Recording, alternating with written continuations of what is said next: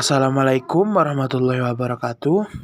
Selamat pagi teman-teman semuanya. Mudah-mudahan kita selalu dalam keadaan sehat dalam menjalankan aktivitas sehari-hari. Baiklah, pada video pembelajaran kali ini kita akan membahas tentang kekuasaan, kewenangan, tanggung jawab, dan delegasi. Bersama kami dari kelompok 7 yang beranggotakan Hari Wahid Pratama, Dahliana Jailani, Indah Christine, dan Diana Aprida. Kami akan membahas materi ini beserta dengan studi kasusnya untuk teman-teman semuanya. Baiklah, langsung saja kita pada pembahasan yang pertama, yaitu kekuasaan atau power. Kekuasaan atau power berarti suatu kemampuan untuk mempengaruhi orang atau merubah orang atau situasi. Kekuasaan seringkali dikonotasikan negatif karena terdapat berbagai kasus di mana seseorang atau organisasi yang diberi kekuasaan tidak menggunakannya untuk hal-hal yang positif.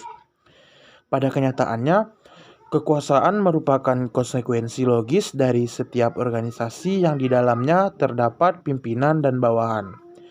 Kekuasaan diperlukan untuk mengubah situasi organisasi melalui orang-orang yang ada di dalamnya untuk mencapai tujuan. Nah, kekuasaan tersebut memiliki faktor-faktor yang mendasarinya. Faktor-faktor yang mendasari adanya kekuasaan menurut French dan Raven pada tahun 1995, terdapat 5 faktor yang mendasari lahirnya sebuah kekuasaan. 5 faktor tersebut adalah sebagai berikut. Yang pertama adalah reward power. Reward power atau kekuasaan untuk memberikan penghargaan adalah kekuasaan yang muncul sebagai akibat dari seseorang yang posisinya memungkinkan dirinya untuk memberikan penghargaan terhadap orang-orang yang berada di bawahnya. Contohnya, kekuasaan yang dimiliki oleh manajer personalia atau manajer SDM. Yang kedua adalah coercive power. Coercive power atau kekuasaan untuk memberikan hukuman adalah kekuasaan seseorang untuk memberikan hukuman atas kinerja buruk yang ditunjukkan oleh SDM atau tenaga kerja di dalam suatu organisasi. Coercive power ini merupakan kebalikan atau sisi negatif dari reward power. Yang ketiga ada legitimate power. Legitimate power atau kekuasaan yang sah adalah kekuasaan yang muncul sebagai akibat dari suatu legitimasi tertentu. Contohnya, seseorang yang diangkat menjadi pimpinan, maka dia akan memiliki kekuasaan yang sah atau terlegitimasi. Yang keempat, ada expert power. Expert power adalah kekuasaan berdasarkan keahlian. Kekuasaan berdasarkan keahlian, kekuasaan yang muncul sebagai akibat dari keahlian atau kepakaran yang dimiliki oleh seseorang. Yang kelima adalah referent power. Referent power adalah kekuasaan yang muncul sebagai akibat dari adanya karakteristik yang diharapkan oleh seseorang atau sekelompok orang terhadap seseorang yang memiliki pengaruh terhadap seseorang atau sekelompok orang tersebut. Yang selanjutnya, kewenangan atau authority. Kewenangan merupakan bentuk lain dari kekuasaan. Kewenangan merupakan kekuasaan formal atau terlegitimasi. Contohnya, seseorang yang ditunjuk sebagai manajer personalia dengan sendirinya akan terlegitimasi untuk memiliki kewenangan dalam mengatur sumber daya manusia yang terdapat di dalam organisasi. Kewenangan pada dasarnya muncul sebagai akibat adanya kewenangan yang lebih tinggi dari kewenangan yang diberikan. Misalnya, seorang manajer mendapatkan kewenangan formal sebagai akibat adanya pemberian kewenangan dari pihak yang memiliki kewenangan lebih tinggi. Misalnya, seorang direktur utama. Berdasarkan jenis keleluasaan dan kekuasaan dalam organisasi dibedakan menjadi 3, yaitu yang pertama, kewenangan lini atau line authority. Kewenangan lini adalah mereka yang bertanggung jawab terhadap berbagai kegiatan organisasi dalam rangka pencapaian tujuan organisasi. Kewenangan ini dipresentasikan mulai dari hierarki yang tertinggi atau direktur hingga hierarki yang terendah seperti buruh atau pekerja langsung yang melakukan kegiatan operasional di lapangan. Yang kedua, kewenangan staf atau staff authority. Kewenangan staf adalah mereka yang ditunjuk untuk membantu bagian-bagian dalam sebuah organisasi yang memiliki kewenangan lini. Kewenangan ini membantu organisasi dalam mencapai tujuannya, namun secara tidak langsung. Contohnya, seperti konsultan manajemen, konsultan pajak, atau staf ahli. Yang ketiga, kewenangan fungsional atau functional authority. Kewenangan fungsional adalah mereka yang berada dalam bagian tertentu dalam organisasi, memiliki kewenangan lini maupun staf, namun juga dikarenakan tugasnya sehingga diberi kewenangan untuk melakukan kontrol atau koordinasi dengan bagian lainnya. Yang selanjutnya, tanggung jawab atau responsibility. Tanggung jawab sebagai bagian dari jabatan atau tugas ketika menduduki suatu bagian atau departemen tertentu. Setiap bagian atau departemen yang telah dibentuk serta dihubungkan melalui garis-garis kewenangan atau garis perintah memiliki satu konsekuensi penting lainnya, yaitu tanggung jawab. Jika kewenangan merupakan kekuasaan untuk melakukan sesuatu, tanggung jawab yang akan memberikan arah untuk apa dan kemana kekuasaan itu digunakan. Tanggung jawab mengingatkan orang-orang untuk tidak hanya menggunakan kewenangan yang dimilikinya, tetapi juga melaporkan apa saja yang telah dilakukan sehubungan dengan kewenangan yang telah diberikan kepadanya. Pelimpahan wewenang dan tanggung jawab atau delegation.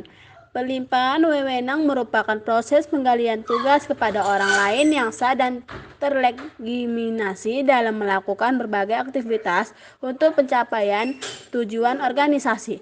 Pelimpahan wewenang muncul karena adanya keterbatasan yang dimiliki seseorang yang berbeda dalam suatu posisi, seperti keterbatasan waktu, pekerjaan, jumlah pekerjaan, keahlian pekerjaan, maupun faktor lainnya. Jika keterbatasan tidak dapat ditanggulangi dan akan memperburuk serta memperlambat pencapaian tujuan organisasi, maka perlu dilakukan pelimpahan wewenang. Manfaat pelimpahan wewenang. Sebagian atau bawahan yang dilimpahi wewenang dapat memperoleh kesempatan yang mempelajari sesuatu yang baru. 2. Mendorong tercapainya keputusan yang lebih baik. 3. Penyelesaian pekerjaan akan dapat dilakukan lebih cepat. Selanjutnya, kendalaan pelimpahan wewenang. Kendalaan pelimpahan wewenang dibagi menjadi 2. 1. Wewenang yang dilimpahi kepada staf yang tidak memiliki kemampuan atau kapasitas untuk menjalani wewenang tersebut akan menghambat pencapaian tujuan organisasi ke arah yang lebih baik. 2. Kurang tanggung jawabnya atasan terhadap apa yang seharusnya dia lakukan. Dalam beberapa kasus, pelimpahan wewenang digunakan sebagai pelarian atas tanggung jawab dari atasan ke bawahannya. Kunci pokok agar pelimpahan wewenang efektif. 1. Kepercayaan manajer terhadap bawahan dalam melimpahkan wewenang perlu diiringi dengan pemberian kebebasan kepada bawahannya untuk menjalankan kewenangannya menurut caranya sendiri. 2. Adanya komunikasi yang terbuka antara manajer dan bawahan. 3. Kemampuan manajer dalam memahami tujuan organisasi, tuntutan dari setiap pekerjaan, dan kemampuan bawahannya. Selanjutnya ada tindakan agar pelimpahan wewenang berjalan dengan efektif. 1. Penentuan hal-hal yang delegasikan. Manajer harus mampu membedakan hal-hal yang bisa dan yang tidak bisa didelegasikan. 2. Penentuan orang yang layak menerima delegasi. Manajer harus mampu menentukan siapa yang memiliki kemampuan untuk menerima pelimpahan wewenang. 3. penyediaan sumber daya yang dibutuhkan. Sumber daya ini meliputi sumber daya informasi, finansial, maupun sumber daya yang lain yang terkait dan daya lain yang terkait. 4. Pelimpahan tugas yang akan diberikan. Manajer harus memberikan tugas yang akan dilimpahi dengan tanpa keraguan dan menjelaskan hasil yang ingin dicapai dari pelimpahan wewenang tersebut. 5. Intervensi pada saat diperlukan. Intervensi dilakukan ketika apa yang didelegasikan ternyata tidak berjalan dengan baik. Studi kasus dengan topik Kepala Kampung Sukamaju didakwa korupsi dan penyalahgunaan wewenang.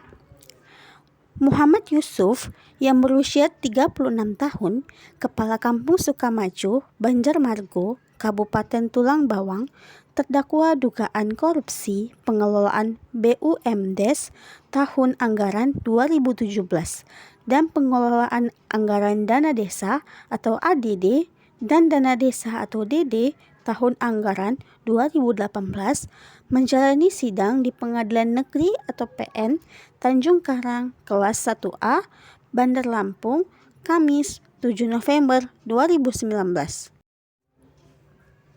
Berdasarkan laporan hasil audit perhitungan kerugian keuangan negara atas pengelolaan BUMDes dan pengelolaan ADD dan DD di Kampung Sukamaju pada 17 September 2019 yang dilakukan terdakwa memperkaya diri sendiri senilai 481 juta.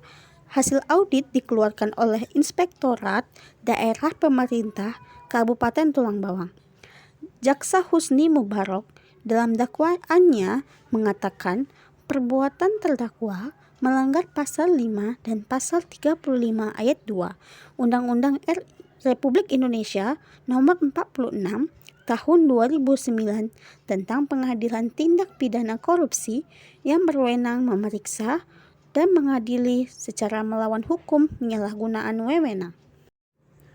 Husni menjelaskan, selaku Kepala Desa Sukamaju, berdasarkan Pasal 27 Undang-Undang Nomor 6 Tahun 2014 tentang Desa, terdakwa memiliki kewajiban menyampaikan laporan penyelenggaraan pemerintahan desa pada akhir masa jabatan kepada Bupati, dan perbuatan terdakwa diancam pidana dalam Pasal 2 Ayat 1 dan Pasal 18 Undang-Undang Republik Indonesia Nomor 31 Tahun 1999 tentang Pemberantasan Tindak Pidana Korupsi sebagaimana telah diubah dengan Undang-Undang Republik Indonesia Nomor 20 Tahun 2001 tentang perubahan atas Undang-Undang RI Nomor 31 Tahun 1999 tentang Pemberantasan Tindak Pidana Korupsi.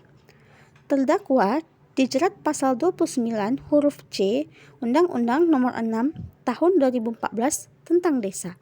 Kepala desa dilarang menyalahgunakan wewenang, tugas, hak, dan atau kewajiban. Itulah tadi yang dapat kami sampaikan tentang dengan materi kekuasaan, kewenangan, tanggung jawab, dan delegasi, beserta dengan studi kasusnya. Kami dari kelompok 7 pamit undur diri. Semoga kita dapat bertemu pada video pembelajaran selanjutnya. Dan saya berterima kasih pada teman-teman semua telah mau mendengarkan dan memahami apa yang telah kami sampaikan lewat video pembelajaran ini. Lebih dan kurangnya kami mohon maaf. Saya ucapkan terima kasih pada teman-teman semuanya. Sampai jumpa pada pertemuan berikutnya.